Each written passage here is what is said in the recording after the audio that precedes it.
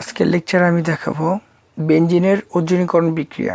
তো আমি এর আগে পার্ট 1 পার্ট 2 কি অ্যালকিন এবং অ্যালকাইনের ওজোনীকরণ বিক্রিয়াগুলি দেখাইছি, যেগুলি জৈব যৌগের সর্বোচ্চ ইম্পর্ট্যান্ট বিক্রিয়াগুলো।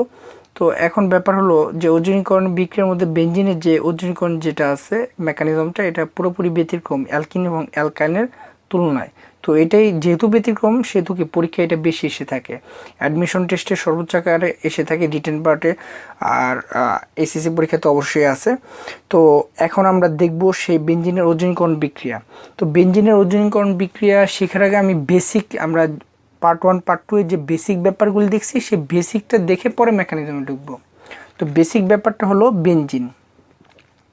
তো বেনজিন কি করবে? ওজোনীকরণ বিক্রিয়া। তাহলে ওজন লাগবে, তাহলে আমরা একটা বিকার রাখি, এখানে বিকার রাখলাম। এখন বেনজিনের আমার কি মনে রাখতে হবে যে বেনজিনে আবার কি কার্বন দিয়ে নিই আমি 6 কার্বন। বেনজিনে আসলে কি দেখতে পারি আমরা? বেনজিনে কিন্তু দ্বিবন্ধন কয়টা আছে এটা মনে রাখতে হবে। দ্বিবন্ধন কিন্তু 3টা আছে। তো বেনজিনে যেহেতু কি দ্বিবন্ধন 3টা থাকে, বেনজিনে যেহেতু কি দ্বিবন্ধন 3টা আছে, তাহলে কি এই ওজন কি টার্গেট করবে? ওজন যে ওজোনাইড গঠন করবে বেনজিনের কি পাই বন্ধন বা দ্বিবন্ধনগুলোকেই টার্গেট করে গঠিত হবে।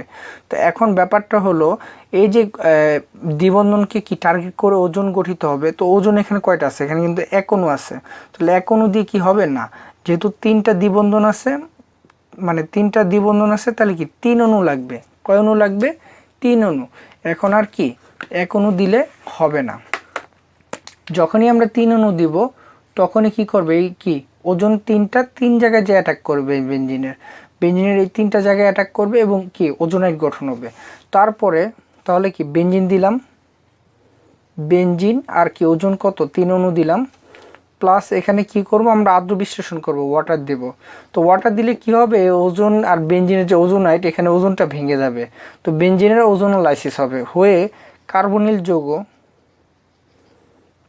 প্লাস কি পারঅক্সাইড উৎপন্ন হবে। এখন আর কিন্তু সে আগের মতো জিঙ্কের গুঁড়া দেই নাই আমি অ্যালকিন বা অ্যালকাইনের ওজোনীকরণ বিক্রিয়ায়, সেহেতু জিঙ্ক অক্সাইড উৎপন্ন হয় না। এখন উৎপন্ন হয়েছে কি হাইড্রোজেন পারঅক্সাইড বাই প্রোডাক্ট, আর কার্বন যৌগ তো উৎপন্ন হবেই। তো এখন ব্যাপারটা হলো, তাহলে আমরা ঠিক মেকানিজমে চলে যাই, যে মেকানিজমটা খুব ঠান্ডা মাথায় বুঝতে হবে এবং বুঝার পরে যে প্রয়োগ করতে হবে, নাহলে কিন্তু বারবার ভুল হবে। তো মেকানিজমটা প্রথমে আমার কি করতে হবে? বেনজিন। তো বেনজিনের ইটা আমি করি 1 2 3 4 6, ঠিক আছে। তো এক বন্ধন দিলাম সব জায়গায়, এখানে দ্বিবন্ধন দ্বিবন্ধন দ্বিবন্ধন, তার কিন্তু 3টা হয়ে গেল। আর কি হাইড্রোজেন তো অবশ্যই আছে, তাহলে হাইড্রোজেনগুলিও কি চিহ্নিত করে দিতে হবে, নাহলে তো কি, নাহলে কি হবে? বেনজিনের কি কার্বনের হাতগুলি পূর্ণ হবে না, 4 হাত। যাই হোক, 4 হাত পূর্ণ হয়ে গেছে। এখন বেনজিনের সাথে কি ওজনের বিক্রিয়া, যেহেতু বেনজিনের ওজোনীকরণ বিক্রিয়া, তাহলে কয় অণু নিব? আমরা কিন্তু 3 অণু নিতে হবে, যেহেতু কি পাই বন্ধন 3 জায়গায় আছে, ঠিক আছে, মানে দ্বিবন্ধন 3টা জায়গায় আছে, তাহলে 3 অণু নিতে হবে। তাহলে এখানে একটা ওজন ঢুকবে, এখানে একটা ওজন ঢুকবে, এখানে কি একটা ওজন ঢুকবে, এবং এটা ঢুকার পরে কি হবে? ওজোনাইড গঠন করবে। এখন হইলো মেন কনসেপ্টটা, ঠিক আছে, মেকানিজমের। তো এখন যদি এখানে আমরা এখানেই লিখি, এখানে যদি লিখি আমি, তাহলে কার্বন, এই ফার্স্ট আমি এই কার্বন আর এই কার্বনটা নিলাম, বা আমি এইটা আর এটা নিতে পারি, একই কথা।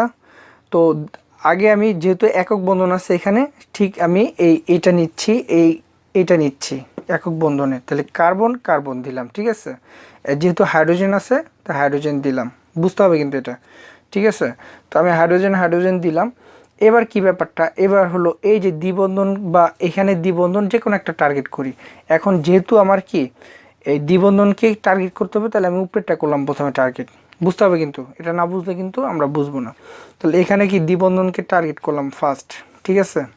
এটার পরে এইখানে গেলাম, এখানে কি ওজন ঢুকবে, তাহলে ওজনটা ঢুকবে কিভাবে দেখি। বক্স, এখন আর কি ঘর আঁকবো না, আগে যেমন ঘর আঁকছিলাম, ঠিক আছে, এইভাবে। এখন আর ঘর হবে না, এখন হবে বক্স, ঠিক আছে, এরকম বাক্স আঁকবো আর কি, ঠিক আছে। কেন আঁকতেছি এটা পরে বুঝবো আমরা, মেকানিজমটা এরকম। তাহলে বাক্সটা কেমন হবে? এমন, যেহেতু ওজনের মধ্যে ওজন যেহেতু কি ঢুকে যাবে দ্বিবন্ধন এই কার্বন আর এই কার্বনের মাঝখানে, তাহলে ওজনটা আমি এভাবে দিলাম, এই ওজনটাকে লাল কালি দিয়ে চিহ্নিত করে দিলাম, ঠিক আছে, মানে ওজনের অক্সিজেনটাকে, সরি।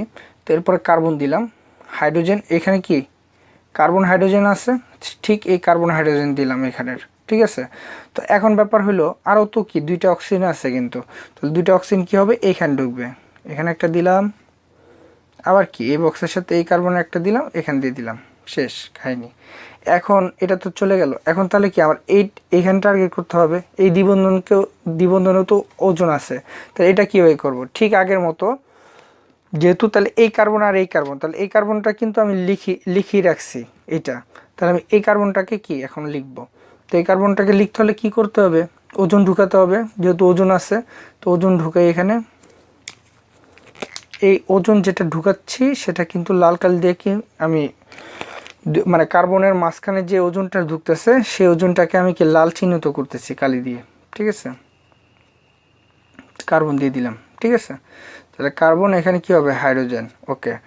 এবার তো এটা চলে গেল, তাহলে এটা চলে গেলে কি আর দুইটা অক্সিজেন আছে না, তাহলে দুইটা অক্সিজেন কি এখানে বক্স আকারে দিব, ঠিক আছে, এইখানে দিলাম একটা, এইখানে দিলাম কি একটা, হয়ে গেল একটা বক্স। আমরা কিন্তু বক্স আঁকছি কিন্তু পুরোপুরি। এখন ব্যাপার হইলো এটাও চলে গেল, এটা চলে গেল, এটা চলে গেল, এখন তার রয়েছে কি আমার এইটা রয়েছে, এটা রয়েছে। তো এখানে যে কার্বন আর এই কার্বনের সাথে কি একক বন্ধন, তাহলে এটা টার্গেট ফার্স্ট, তাহলে ঠিক আছে টার্গেট করি।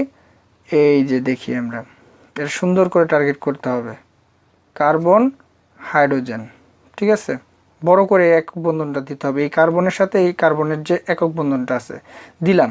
তো এখানে তার ওজন নেই, ওজনের ব্যাপারটা খেলাটা কোথায় এইখানে, তাহলে এইখানে যখন খেলা তাহলে কি এই কার্বনের সাথে, তাহলে এই কার্বনের সাথে, তো এইখানে যেহেতু এই কার্বনের সাথে আমার এই কার্বনের কিন্তু ব্যাপারটা হয়ে গেছে, তাহলে আমি কি এই কার্বনটাকে নিয়ে আসি আবার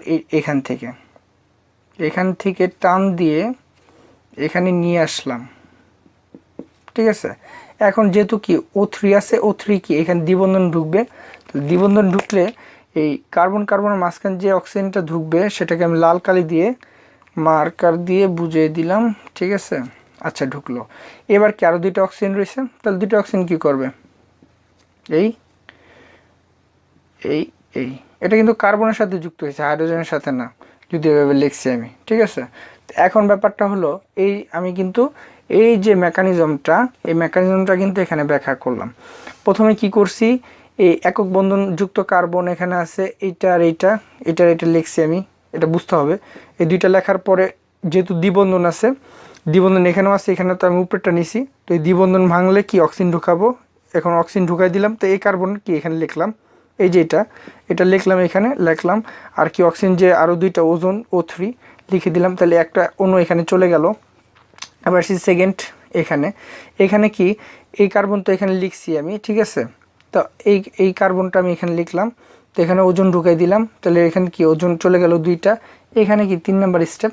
তো এখানে ব্যাপারটা হলো এখানে যেহেতু এই কার্বনটা ঢুকিয়ে দিছি আমি, এই কার্বনটা ঢুকানোর পরে কি এই কার্বনটা আছে, এই কার্বনটা এখানে দিলাম, আর এরপরে এই কার্বনটা এখানে দিয়ে দিলাম দ্বিবন্ধনযুক্ত, আর এটা তো ছিলই আগে এখানে, তো এখান থেকে টেনে এখানে দিলাম, ঠিক আছে, বন্ধন দিয়ে দিলাম, 4টা বন্ধন 1 2 3 1 2 3 4, ঠিক আছে, দিয়ে দিলাম। এখন ব্যাপারটা হলো আমি ভাঙবো কিভাবে, এখন তো ওয়াটার যুক্ত করতে হবে, ওয়াটার দিতে হবে, কি ওয়াটার, আর্দ্র বিশ্লেষণ, ঠিক বেসিক কনসেপ্ট, আর্দ্র বিশ্লেষণ করব। তো এটা ভাঙ্গার সিস্টেমটা হলো খুব নিখুঁতভাবে দেখতে হবে। এটা এই যে অক্সিজেনগুলি আছে এই অক্সিজেনগুলি বাদ পড়বে, ঠিক আছে, ভাঙ্গার সিস্টেমটা হলো এই লাল কালার অক্সিজেনগুলি বাদ পড়বে, তাহলে এটা কি CHO, ঠিক আছে, বুঝতে পারছি ব্যাপারটা। এখানে কি এই লাল দাগের যে অক্সিজেনগুলি আছে এগুলি বাদ পড়ে যাবে মেকানিজমের, মানে এইভাবে ভাঙবে।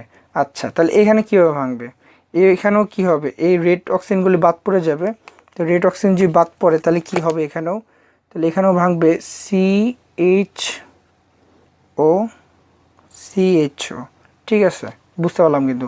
তো এখন এখানে কি বাদ পড়বে, এখানেও তো ঠিক এই অক্সিজেন রেড অক্সিজেন বাদ পড়বে, তাহলে এখানেও হবে, এখানে একটু বড় করে দিই, CHO, বুঝতে পারছি মেবি। এখানে বন্ধনটা এরকম একটু বড় করে দিই, তাহলে বুঝতে পারবো না আমরা, যেহেতু এখানে বন্ধন আছে। তো এখন আমরা বুঝতে পারলাম এখানে কি এই 3টা অক্সিজেন কি বাদ পড়ে গেল, ওজনের যে ভিতরের যে 3টা অক্সিজেন, তাহলে কি উৎপন্ন হবে। এখানে প্রথমে এই ফার্স্ট, এখানে যদি দেখি তাহলে যদি এটাকে ফার্স্ট ধরি তাহলে সিএইচও, ঠিক আছে, বা এটাকে যদি আমরা সুন্দর করে লিখি আরও, তাহলে আমরা লিখতে পারি কার্বন দিলাম, কার্বনিল যৌগ উৎপন্ন হয়ে গেল, দিলাম এখানে, এখানে সিএইচও দেওয়ার পরে সিএইচও দিলাম, আবার কি আছে এখানে একটা বন্ধন আছে, দিলাম বন্ধন, আবার কি দ্বিবন্ধন আছে, ঠিক আছে, দ্বিবন্ধন হয়ে গেল যেহেতু ভাঙছে, আবার কি হাইড্রোজেন আছে। তো বুঝতে পারলাম এই যে এখানে দ্বিবন্ধনটা আসলে এখানে এরকম আর কি, সিএইচও যে গেছে এখানেও তো ভাঙছে, তাহলে এটা এখানে যুক্ত হয়ে কি দ্বিবন্ধন হয়েছে। আচ্ছা, তো এখানে সিএইচও যেটাই উৎপন্ন হয়েছে, তাহলে এটার নাম হলো কি গ্লাইঅক্সাল, এই কার্বনিল যৌগটা কি গ্লাইঅক্সাল। এখন কথা হলো এখানে তো একটা হয়েছে, তাহলে এখানেও তো আরেকটা হয়েছে, এখানেও আরেকটা, তাহলে কি এখানে কয়টা, 3টা, যেহেতু 3 অণু ছিল, ঠিক 3টা ভেঙে এরকম 3 অণু গ্লাইকোঅক্সাল উৎপন্ন হয়, সাথে কি ওয়াটার যেহেতু দিই আমরা পারঅক্সাইড উৎপন্ন হয়। তো এটাই আসলে কি বেনজিনের ওজোনীকরণ কি বিক্রিয়া, বা বেনজিনের কি ওজোনলাইসিস বিক্রিয়া। তো এটা আমরা আশা করি আমি বুঝতে পারছেন সবাই, যদিও এখানে আমি একটু বেশি কি দাগাদাগি করছি, তারপর আমার মনে হয় যে পুরো ভিডিওটা দেখেন ভালো মতো, তাহলে অবশ্যই কি বেনজিনের যে ওজোনীকরণ বিক্রিয়াটা বুঝাইছি সেটা বুঝতে পারবেন। তো আজকের লেকচার এই পর্যন্তই, আল্লাহ হাফেজ।